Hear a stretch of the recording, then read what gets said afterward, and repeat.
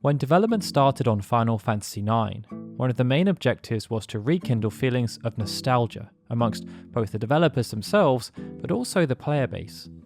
This objective, which was overseen by Hiroyuki Ito and Hironobu Sakaguchi, led to there being heavy emphasis placed on paying tribute to what had come before, with the 8-bit and 16-bit eras serving as particular sources of inspiration.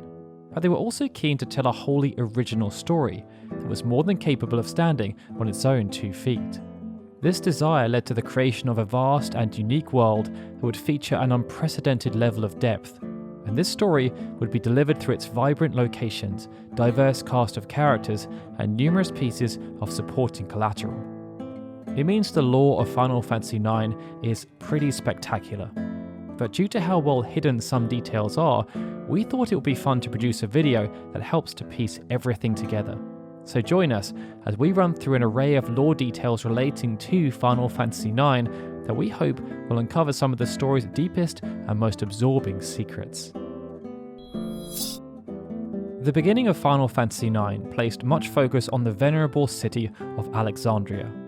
This densely populated settlement, which could be found towards the northeast of the Mist Continent, served as the crown jewel of the much larger Alexandrian Empire.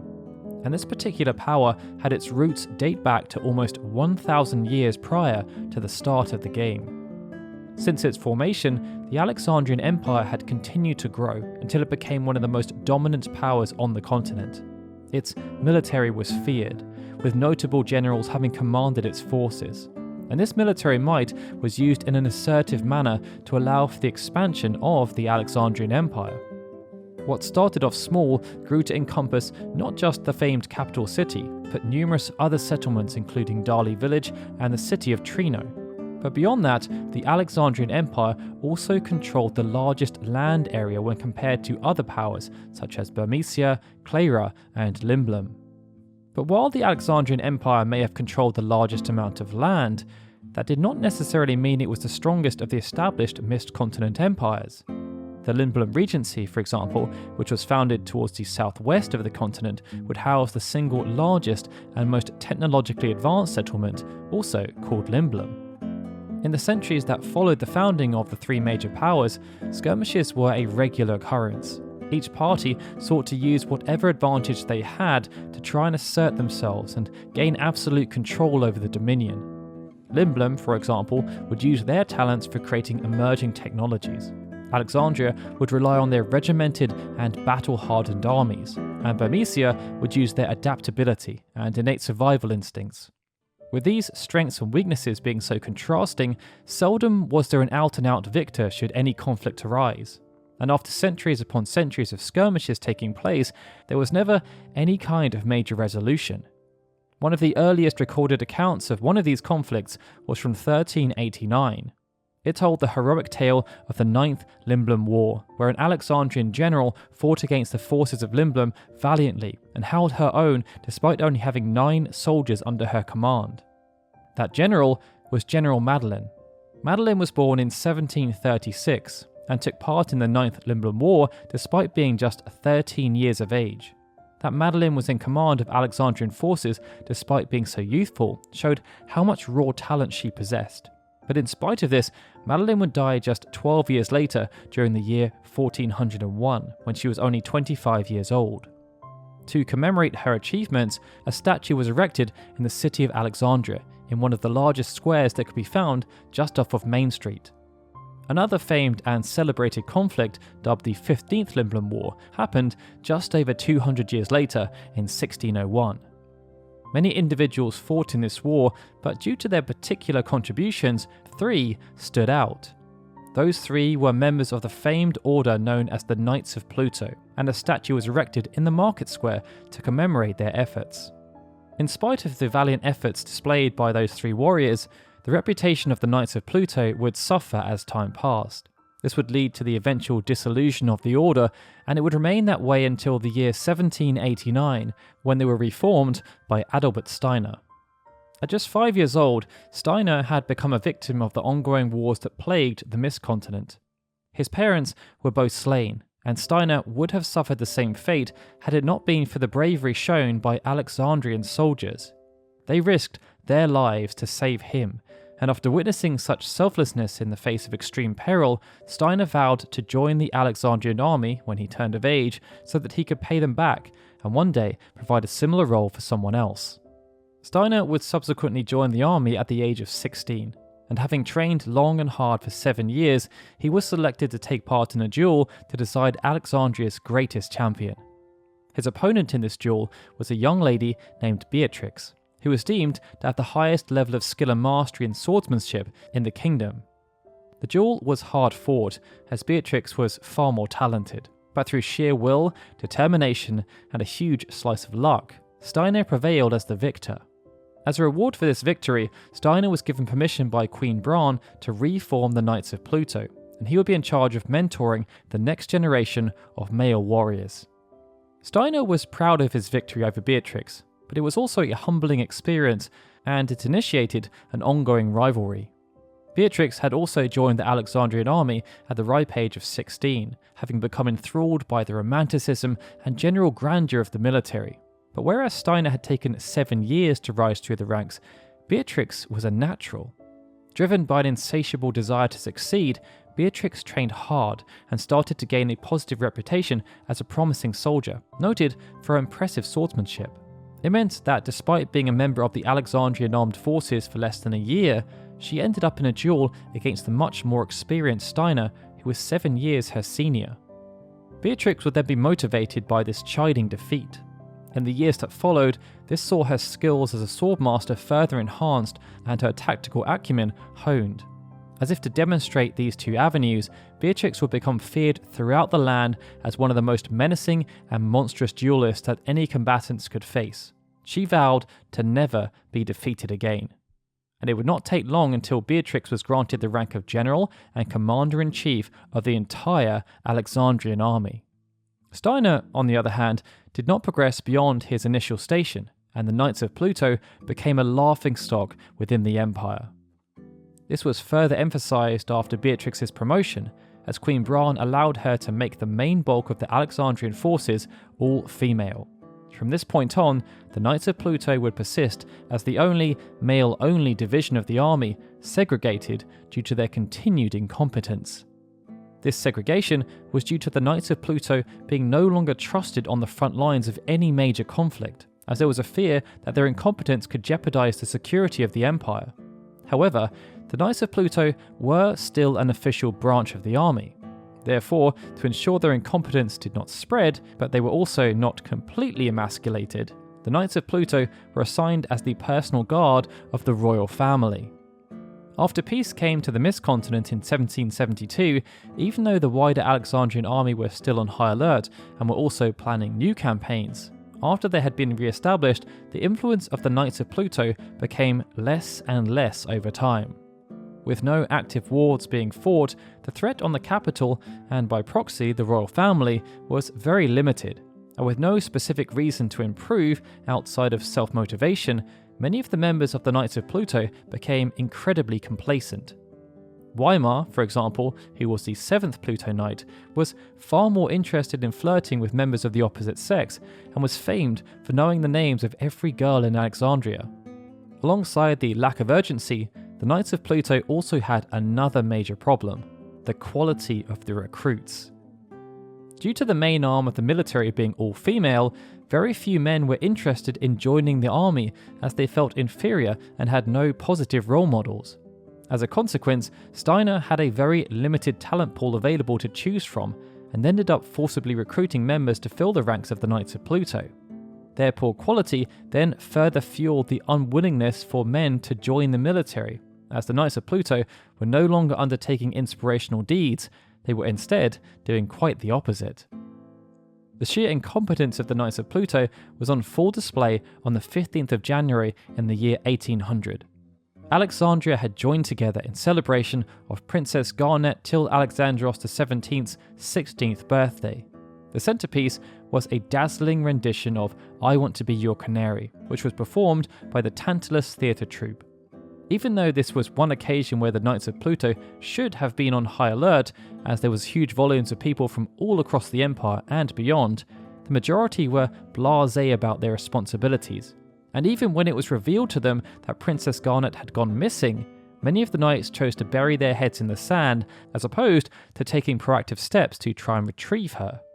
This was perhaps best epitomised by Laudo, the fourth Pluto Knight, who, after learning of Garnet's disappearance, chose to hide between some bookshelves in the royal library instead of joining the search party.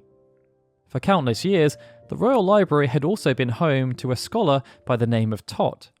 Tot had been appointed to serve the Alexandrian royal family in 1777, when he was 30 years old, and during his time at the castle, he became known as the foremost expert on a wide variety of topics, including the planet itself. 13 years into his tenure with the Alexandrian royal family, Tot stumbled upon a small child called Sarah who had drifted ashore. Such an occurrence was quite rare, but there was also something very unique about the child. She had a horn atop her forehead and had a striking resemblance to Queen Bran's daughter. Queen Bran had given birth to a daughter in 1784, naming her Garnet. But when she was just 6 years old, the princess contracted an unknown illness. The Empire's most experienced medical practitioners were all called in to try and find a cure, but despite their best efforts, the young princess succumbed to the illness and passed away. In most normal situations, this unfortunate news would have been communicated to the kingdom so as to allow for a suitable time of mourning.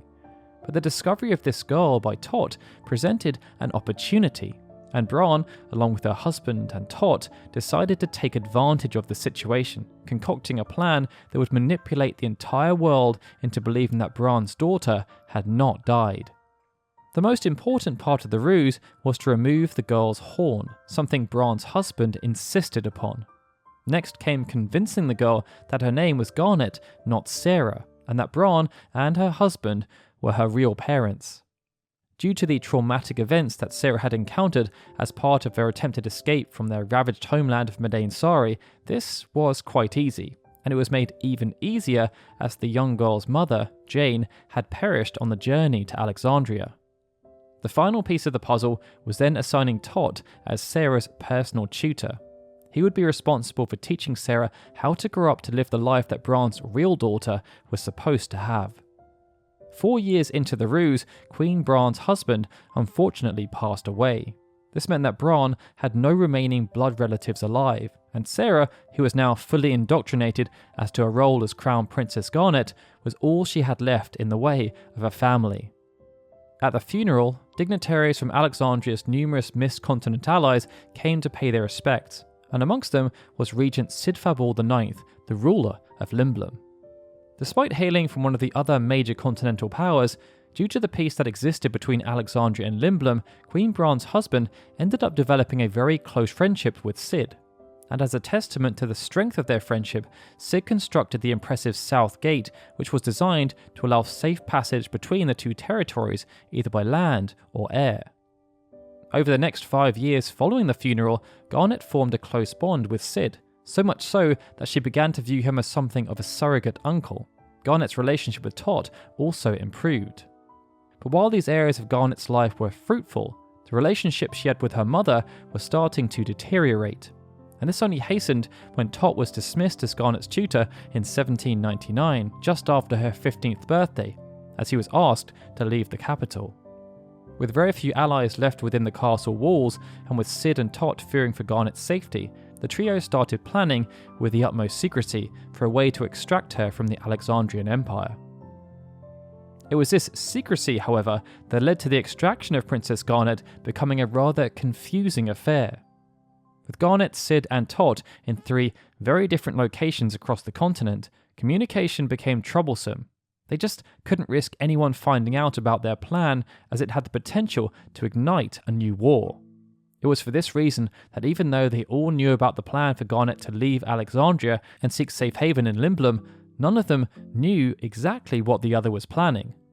Not thinking that Garnet would take matters into her own hands, Sid decided to call upon a favour from an old friend called Baku.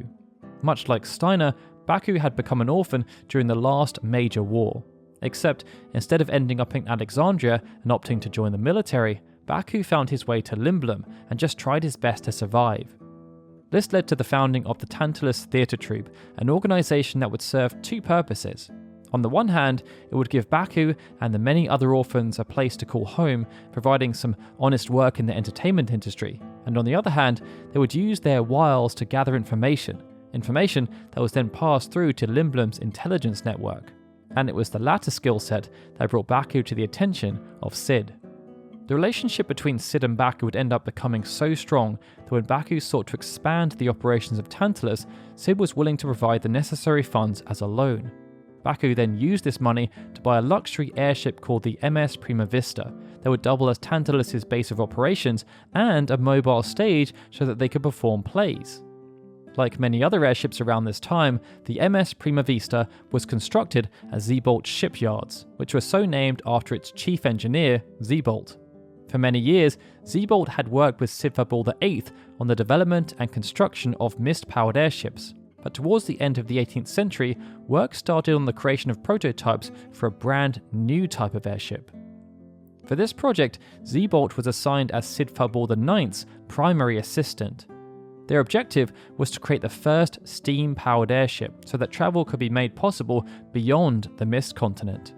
Through a combination of expertise provided by Sid and Zeeboldt, they were able to succeed with their endeavour, and in 1799, the first steam-powered airship was created. Due to the importance of this new invention, Sid decided to name it the Hildegard in honour of his wife. The pair had married in the year 1786. 6 years after Sid had been appointed as the 9th ruler of Lindblum. And despite the significant age gap, as Hilda was only 14 when they married compared to Sid being 22, they had a deep love and respect for each other. This was perhaps due to their complementary personalities. While Sid was quite immature and often acted in ways that were not really befitting of the ruler of a country, Hilda was far more pragmatic and strong-willed. And it often fell to her to downplay Sid's frivolous behaviour to ensure diplomatic relationships with other countries were maintained. Working alongside Hilda in this regard was another stalwart of the Regency known as Minister Artania. Born around the same time as Tot, Artania was well aware of the political landscape that engulfed the Mist Continent and had served as advisor to Sid Farbul VIII before retaining the position when Sid Farbul IX became regent. His responsibility was to ensure Sid was briefed on all upcoming functions and the people who would be attending them, as well as laying out the consequences of certain actions. Perhaps one of the more difficult duties in this regard was attempting to cover up the damage that resulted from Sid's illicit extramarital affair. Even though Sid did have a deep love for Hilda, he was tempted into fraternizing with one of the castle maids. When the truth was exposed, Hilda flew into a blind rage and used her affinity with magic to cast a spell that turned her unfaithful husband into an oglop of all things. This was a rather ironic thing to turn Sid into, due to the role they played throughout Gaia. Appearing as common insects throughout the Mist Continent and the Outer Continents, oglops were often used as a cooking ingredient. Beyond that, oglops also had practical use in the field of medicine, and in Lindblum especially, oglop oil was one of the more popular ointments available to purchase. Keen to take advantage of the reputation of oglop oil across the continent, Lindblum vendors would look to try and peddle it to unsuspecting and impressionable foreigners to take back home as a souvenir. And one of the best opportunities for doing this was the annual Festival of the Hunt, which in the year 1800 took place on the 20th of January, just 5 days after Garnet had been abducted from Alexandria. Described as one of Lindblum's oldest traditions, the Festival of the Hunt had been a recurring event for centuries, with some speculating that its origins went back at least 500 years. But even though the event was always hosted by Lindblum, the Festival of the Hunt often attracted some of the finest vagabonds from across the continent, and this particular festival would not disappoint. At least 9 would-be victors entered the latest installment of the festival, and one of them was the previous year's winner, a man named Belner. Unlike some of the other competitors like Zidane, Vivi and Freya, who had either strong fighting experience or mastery of magic, Belner was a cook by trade. And such was Belner's talent that he was actually appointed as the head chef of Lindblum Castle. Amongst the other competitors were Lanny, a notorious bounty hunter, and Ivan, a fisherman who worked off the coast of Lindblum, who entered the hunt with a fishing rod as their weapon of choice. Many of these individuals were unknown to Zidane, but one of them, a fellow named Gennaro, was someone who Zidane knew very well, as they were both members of Tantalus. Alongside Nero, Tantalus was also home to his 9 siblings, 5 of which were girls and 4 of which were boys. Nero and Benero were often known as the Nero brothers, and they would be a prominent part of Tantalus's performances of I Want to Be Your Canary. But the Nero family were all different shapes and sizes, and the youngest member of the family was a girl called Panera. When not working, the Nero family all lived in Tantalus's hideout, which could be found in Lindblum's theatre district. But sometimes family members would go missing, and the siblings would worry. When Panera returned home, she would find that every single one of her siblings was missing, and would ask Dan and his friends to go out into the world to try and hunt them down. Also found in the Lindblum Theatre District was the Feuillart Memorial Theatre. Seldom used by Tantalus, the Feuillart Theatre had played host to numerous plays including I Wish I Were a Chocobo and presently Moogle Wannabe 2, both of which were produced by the Zalwicks Company. In the case of Moogle Wannabe 2, to make things as authentic as possible, the cast of actors will be required to wear full-body Moogle suits. An actor by the name of Lowell Bridges was cast in the lead role, and such was the success of the play that Lowell had developed something of a fan following, and he would often dress up in the Moogle outfit outside of the play as a way of attempting to avoid his adoring fans. In reality, Moogles were much smaller than they appeared in Moogle Wannabe 2, and could be found throughout the world, including 3 in Lindblum itself. These 3 were called Madoon, Moonte, and Mogki. But Mogki would be one of the few Moogles, alongside Monty and Moise, to move from their dedicated Mognet station, as after being used to help deliver mail from Lindblum Castle, they would find their way to Fossil Rue as they sought refuge following its assault by Alexandria. The invasion of Lindblum happened on the 25th of January in the year 1800, and it took place just 5 days after the Alexandrian Empire, helmed by General Beatrix, had laid waste to Bermesia. To ensure victory would be swift, as Lindblum mounted its defences in preparation for a traditional military skirmish, Queen Bran chose to summon Atmos by using an amethyst gemstone. The sheer power and scale of the devastation caused by Atmos was unlike anything anyone had ever seen before in Lindblum. Hundreds, if not thousands of soldiers were sucked into its mouth, and after fearing what might follow, the decision was taken to surrender, so as to ensure that there would be no further loss of life. But this action was only possible due to the extraction of Garnet's eidolons, something that Zorn and Thorn had overseen just 2 days prior. Zorn and Thorn were an intriguing pair. They had no specific goals in life other than to preserve their own lives and to serve those, without question, who had the strongest wills. This was why they had no qualms with extracting eidolons from Garnet, even though her life was in peril, as they had been commanded to do so by Queen Bran. But Bran was just the longest in a long line of monarchs they had served. Born in 1711 as near-identical twins, Zorn and Thorn joined the Alexandrian Empire in the 1730s as court jesters. It's unclear who first hired them, but they did serve Queen Bran's father before his passing in 1770. They would continue to fulfill the role of court jester throughout the years, but due to their unique talents, they would be deployed in a variety of ways, and after the arrival of Kuja in Alexandria, this notion was further amplified. Kuja connected with Queen Bran towards the start of 1799, but the reality was that he'd been searching for a suitable partner for some time. Devoid of empathy, Kuja cared little for collateral damage. He only sought to embroil the Mistcontinent in war, and was more than happy to use and discard people along the way as long as this objective was accomplished. After establishing a base of operations in the outer continent, Kuja made frequent visits to Trino, where he posed as a nobleman in order to gain intelligence and build a reputation. It was through these activities that Kuja learnt how vulnerable Queen Bran was. Prior to the death of her husband, Bran had actually become renowned amongst Alexandrian citizens and the wider Mistcontinent for her leadership qualities. Even though sometimes she would act without thinking, when calm, Bran was a very shrewd leader, and until the death of her husband, she had ushered in a new era of prosperity and gained the trust of Alexandria. It was only after the death of her husband that things started to unravel. With the limited support network, Bran struggled with the grieving process and became more and more prone to letting her less desirable qualities manifest. Kuja then sought to take full advantage of this. Posing as an arms dealer, he would help Bran to realise desires of continental domination that had long since been contained. To ensure Bran was convinced by Kuja's credentials, one of the first weapons he supplied were the infamous Black Mages. But Kuja didn't just deliver an initial wave of Black Mages.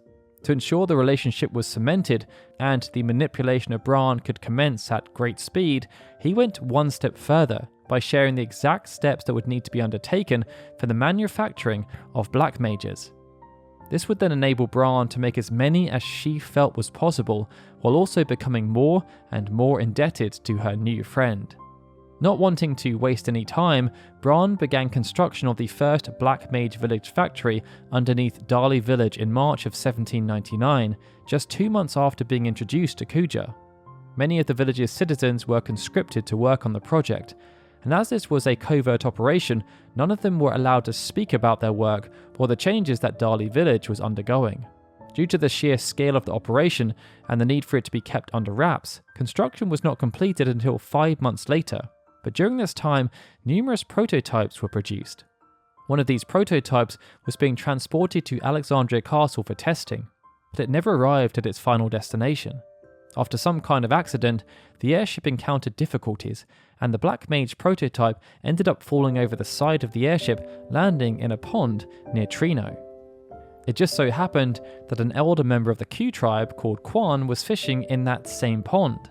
As a master gourmand, Quan had been seeking a delightful fish to cook, but after catching the small Black Mage instead, decided a much grander prize had been hooked. Quan theorized that, like other forms of livestock, should the Black Mage be nurtured and raised, it would grow much larger and make for a hearty meal. But what Quan did not anticipate was the Black Mage's sentience, and over the next 6 months, Quan ended up becoming so fond of the little automaton that he ended up naming it Vivi and decided to teach it basic knowledge about the world. And with that interesting nugget of lore, we're at the conclusion of this specific video. We'd love to know in the comments how you felt about the concept though, and if you enjoyed it, please like the video and let us know which game you'd like us to cover next. Alright everyone, with that, this is Daryl signing out. As always, I'd like to give a big thank you to all of our Patreon and YouTube membership supporters, especially Adam Aguilara, Benjamin Snow, The Livestream, Gregory, Justin Dent, and Sukun TDK or Super Special Onion Knight supporters, and of course, a big thank you to everyone for watching this video. I'll see you all again soon for more Final Fantasy goodness.